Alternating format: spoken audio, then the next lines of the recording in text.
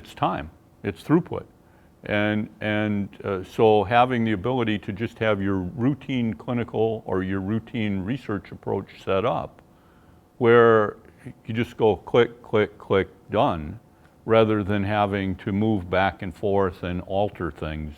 I think that having the capability of setting this up from a research standpoint is also beneficial in that, for example, if you wanted to do spine, VFA, hip, and knee, or spine, hip, VFA, and orthopedic hip, and just have that set up so the technologist can just go click, click, click, click through this to optimize use of their time, minimize the amount of time that the patient or the research subject has to spend in getting the data acquired.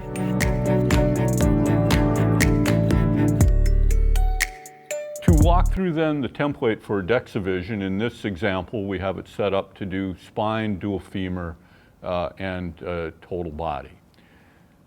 And so we will then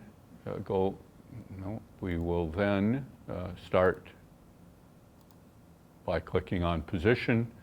It will show us how to position the patient, raise their legs up on the foam block, and where to position the laser light for the start of the scan. We will then start and acquire the scan.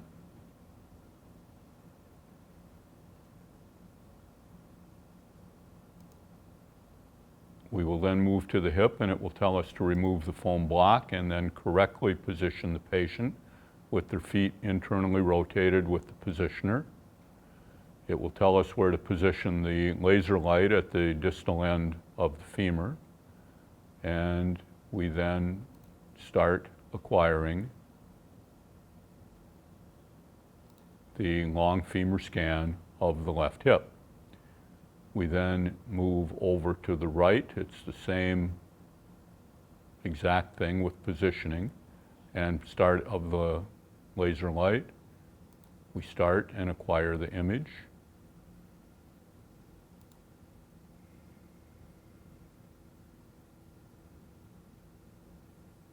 And then we go to next. It tells us how to position the total body. If we like, and I do, let's exclude the head from the scan field.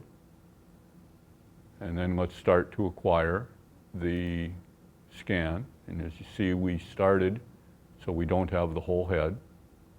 And it's acquiring the total body image.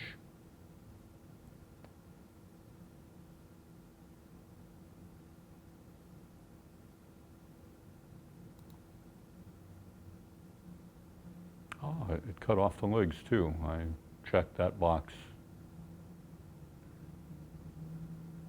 So this is an example of just acquiring the head down to the knees. We will then go and analyze the scan, and we'll check our points, bone, tissue, there's no artifact, and neutral. And then we'll get results. Similarly, we will check positioning, edges, regions of interest, and point typing at the hips and get results. And our total body, and here we just have the total body less head and excluding the lower legs. And we get our composition data as part of the report.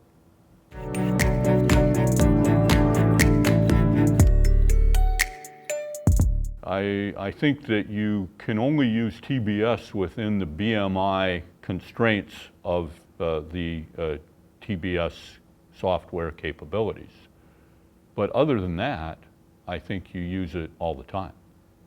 It really does provide additional beneficial clinical insight into the patient's skeletal status and into their risk for fracture. So we're routinely reporting TBS in virtually everybody. As I mentioned earlier, I think that TBS really is the first major significant DEXA advance in years.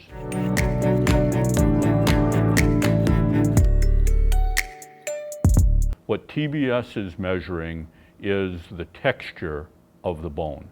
And as such, it is a surrogate measure of bone microarchitecture.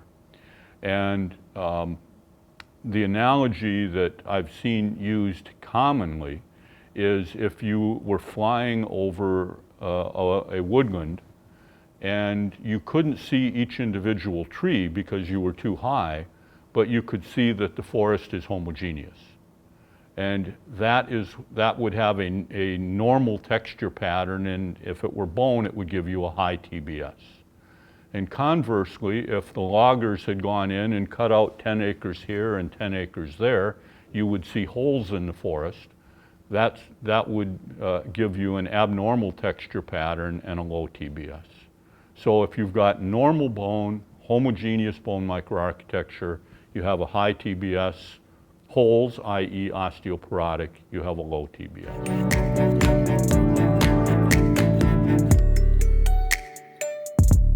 All right, so we're talking about integrated TBS as part of the lumbar spine scan. And so we will acquire with positioning and quickly jump through validation of the analysis.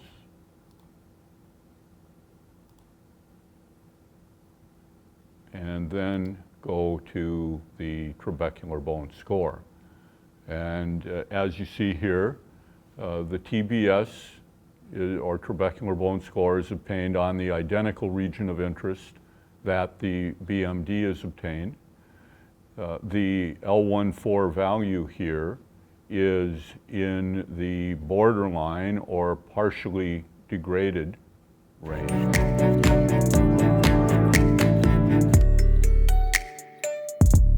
When you are interpreting the scans, or I'm currently interpreting the scans, I see a TBS adjusted FRAX value, but I do not know what clinical risk factors the technologist entered to derive the FRAX estimates. And here you see those risk factors obviously checked. In this patient, alcohol was checked. If we add glucocorticoid in, and it automatically recalculates and goes up. If we add family history of hip fracture, it again goes up. And that is obvious right here. This is going to save the interpreter time, so you don't have to go back and forth and figure out what clinical risk factors were utilized in the FRAX calculation.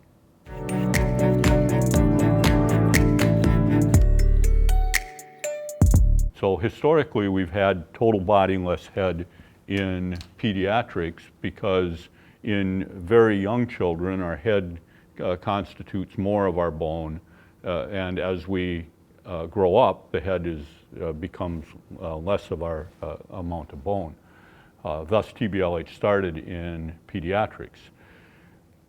In the adult world, I think it's reasonable to ask, why would we want to include the head? Because virtually all of the interventions that we would be interested in looking at bone or fat or lean, whether it's in an athletic environment, a bariatric surgical environment, a sarcopenia environment, none of those do we have the capability of altering the lean mass above our neck. And so what we're doing by forcing us to acquire the whole scan is just spending additional time, additional radiation. So I see little need to be including the head in total body scans for adults, and this is a capability that saves time.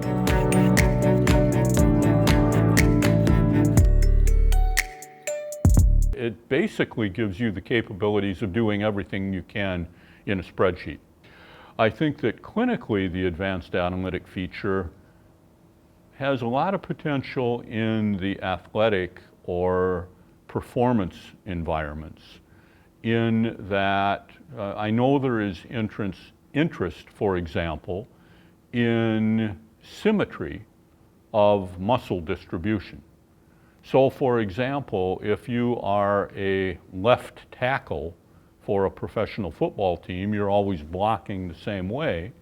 You don't want to become asymmetric with one side stronger than the other, as that might lead to an increased risk for injury. And so you could program calculations to compare your lean mass of your left and your right side. And similarly, you could use that sort of capability to monitor rehabilitation after injury.